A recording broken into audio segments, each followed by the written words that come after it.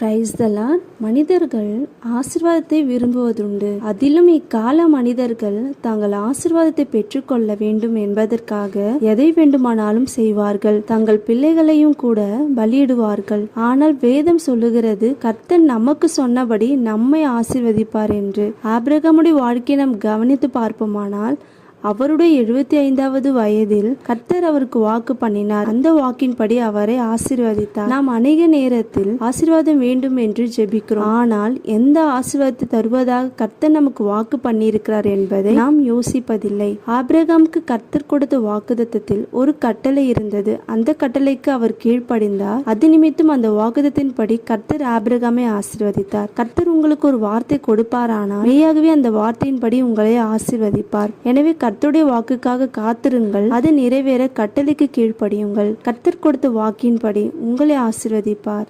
ஆமேன்.